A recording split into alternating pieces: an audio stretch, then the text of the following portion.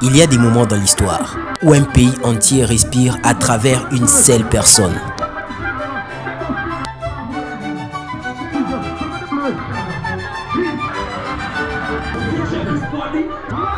Ces soirs-là, Haïti ne regardait pas un match de football. Haïti ne regardait pas un discours politique. Haïti regardait une jeune fille de 19 ans, seule, dans une villa au Togo, face à tout un continent. Ce que vous avez vu sur vos écrans ce samedi 11 avril 2026, c'est plus qu'une victoire dans une compétition.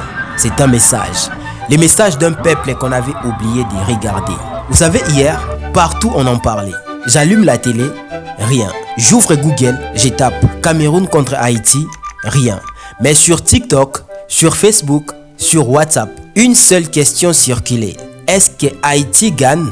Mes amis, ce qui s'est passé le samedi 11 avril 2026, vous devez le savoir. Et à la fin de cette vidéo, vous allez comprendre pourquoi ce n'était pas juste un jeu. C'était bien plus grand que ça. Pour comprendre ce qui s'est passé, il faut d'abord comprendre ce qu'est House of Challenge.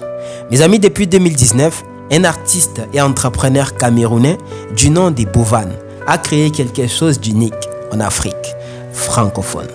Une télé-réalité web. Pas pour la gloire, pas pour les scandales, mais pour la jeunesse. Je rappelle, en 2019, aujourd'hui nous sommes en 2026. Pendant 14 jours, des créateurs de contenu issus de plusieurs pays africains vivent ensemble dans une maison, relèvent des défis, s'affrontent en live sur TikTok et se battent pour une dotation destinée à financer un projet qui changera leur communauté. Ce n'est pas un secret story, ce n'est pas des challenges, c'est quelque chose qui n'existe pas pour l'Afrique et surtout l'Afrique francophone. Et édition après édition, ça grandit. La 7e édition en 2025, remportée par les Togolais donnés TV7, avait déjà montré ce que cette compétition pouvait dépasser les frontières du simple divertissement. Mais la 8e édition allait tout changer. Cette année, Bovan a fait quelque chose d'historique. Pour la toute première fois dans l'histoire des House of Challenge, un pays hors d'Afrique était invité à participer. Ce pays, c'était Haïti.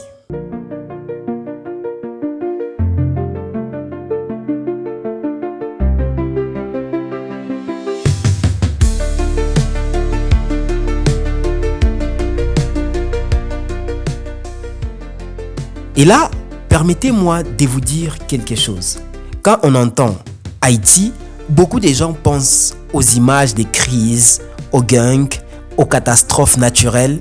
C'est ce que les médias internationaux ont montré pendant des années. Mais Bovan, lui, a vu autre chose. Il a vu nos grands-parents. Il a vu nos racines communes. Parce qu'Haïti et l'Afrique, ce n'est pas deux continents séparés. C'est une seule et même histoire. Les 12 candidats de cette édition venaient de Haïti, de Côte d'Ivoire, de la RDC, du Cameroun, de Guinée, du Mali, du Bénin, de Mauritanie, du Nigeria, du Gabon, du Niger et du Togo, pays hôtes. Mais un seul d'entre eux venait de l'autre côté de l'Atlantique. Et ce seul candidat s'appelait Ariana, 19 ans, étudiante en diplomatie et relations internationales. Plus de 15 millions d'abonnés sur TikTok, plus de 800 000 sur Instagram, originaire de Port-au-Prince. Elle est arrivée accompagnée de sa sœur jumelle. 2 sœurs, un seul drapeau à défendre.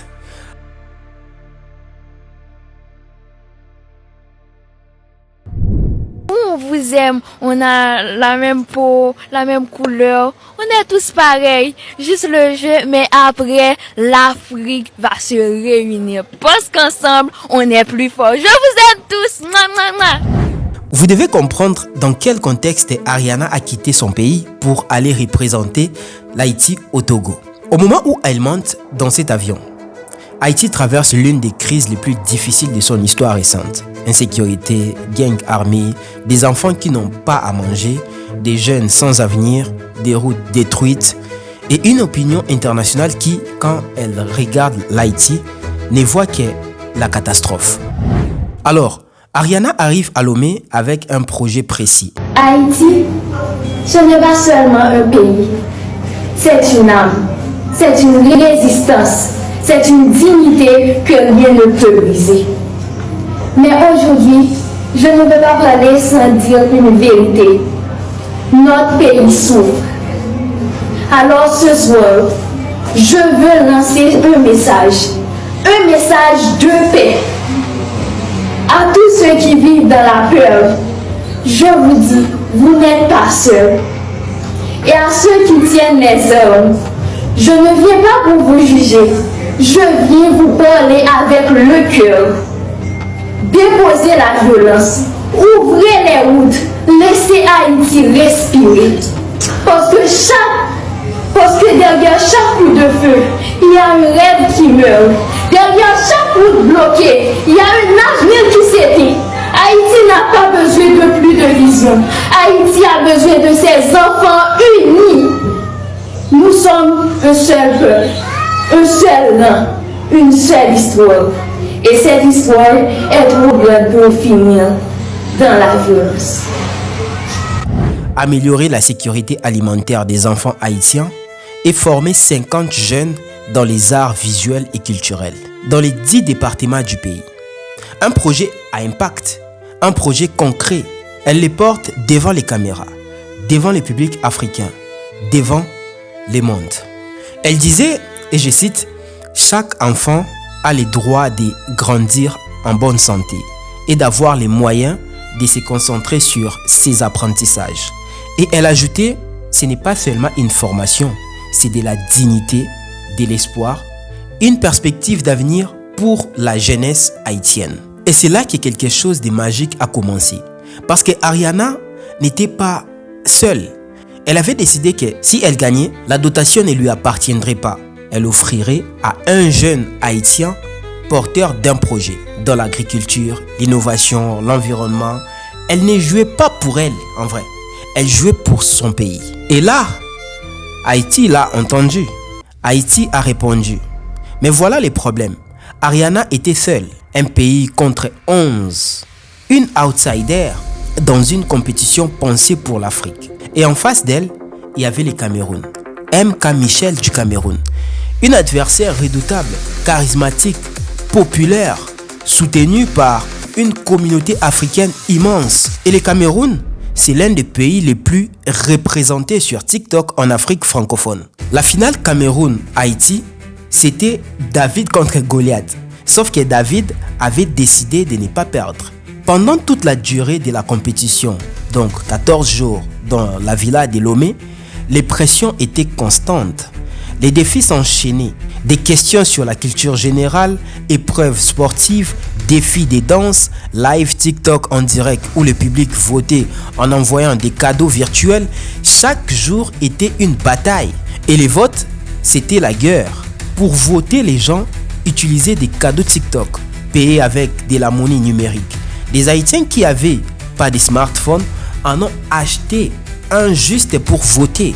Des Haïtiens de la diaspora en France, aux États-Unis, au Canada se sont levés la nuit pour envoyer des cadeaux pendant les lives. Le ministère du Tourisme d'Haïti lui-même a pris position officiellement en soutien à Ariana.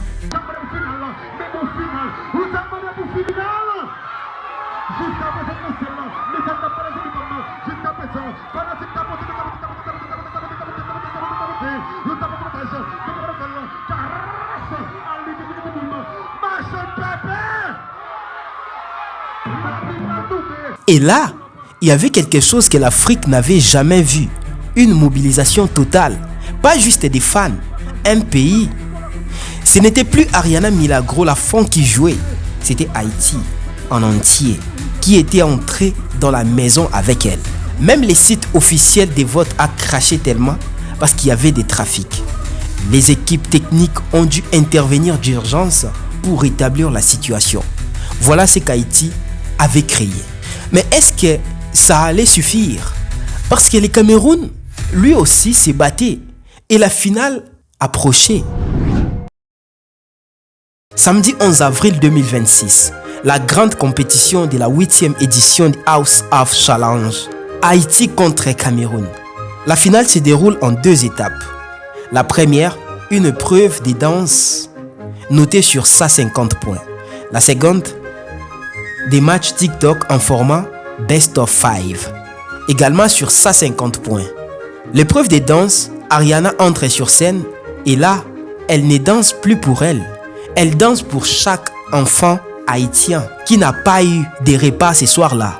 Elle danse pour chaque jeune haïtien à qui on a dit que son pays ne valait rien. Elle danse pour la première nation noire libre du monde entier. Et le public les ressent. Le public ressent tout. Puis viennent les matchs TikTok. Best of 5. Il faut gagner 3 matchs sur 5. Ariana remporte le 3. Elle sécurise les points. Et quand les scores finaux tombent, Haïti gagne.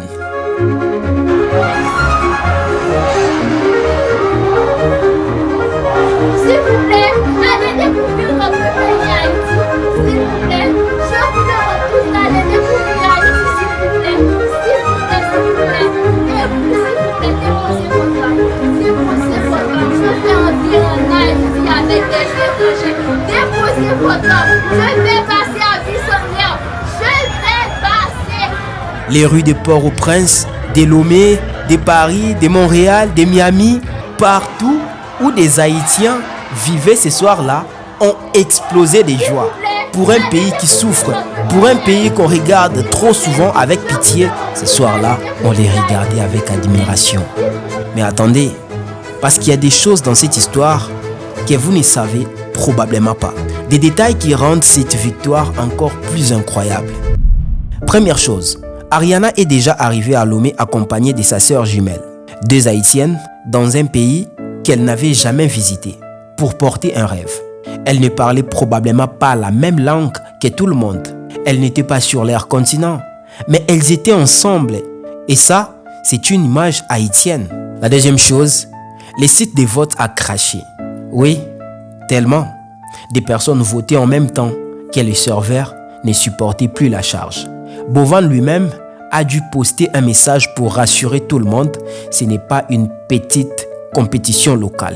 C'est un événement qui mobilise des millions de personnes. Troisième chose, et là, c'est peut-être ce qui m'a le plus touché. La dotation initiale prévue était de 15 millions de francs CFA et une voiture. Mais à la dernière minute, les récompenses ont été revues à la hausse. Ariana repart avec un chèque de 20 millions de francs CFA pour elle-même et 10 millions pour son projet en Haïti. Un voyage en Chine et une voiture achetée en Chine. Ce n'est pas une récompense, c'est un investissement dans un pays. Et ça, c'est quelque chose que Bovan a construit. Un système où même les perdants repartent avec quelque chose.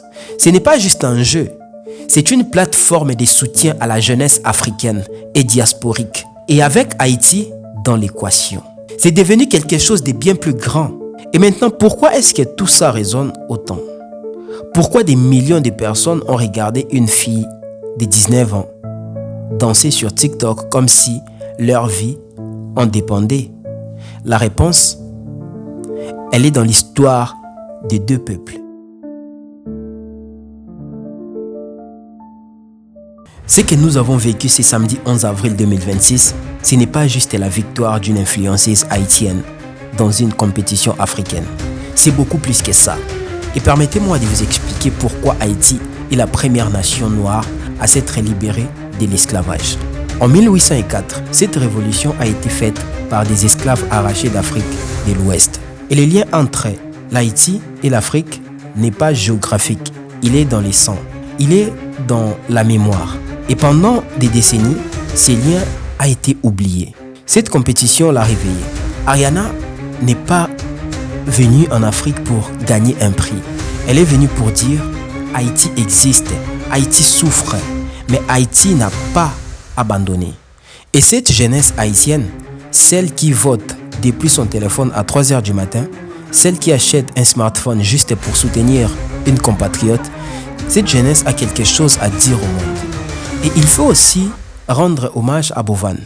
Depuis 2019, Cet entrepreneur camerounais construit quelque chose de rare, une plateforme panafricaine et diasporique qui crée la fierté collective. House of Challenge n'est pas parfait.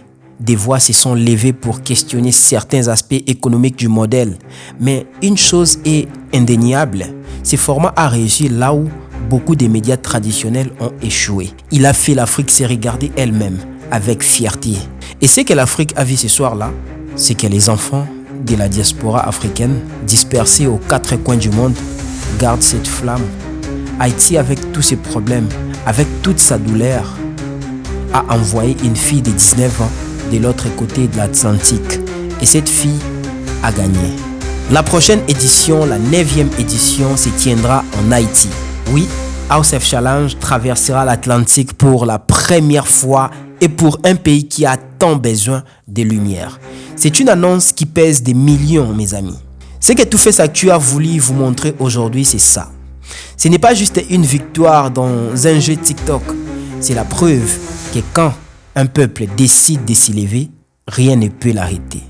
Pas la pauvreté, pas la distance, pas la crise. Haïti a voté, Haïti a dansé, Haïti a gagné. Et aujourd'hui, le monde sait que ces pays existent. Et si aujourd'hui on en parle, c'est parce que nous pleurons des joies de retrouver nos frères, de loin, des côtés de l'Atlantique. Si cette vidéo vous a touché, partagez-la, parce que ces histoires méritent d'être entendues. Rassure-toi de t'abonner sur Toufest Actu, nous décortiquons des actualités africaines et du reste du monde. On ne fait pas que vous informer, on vous fait réfléchir. A plus.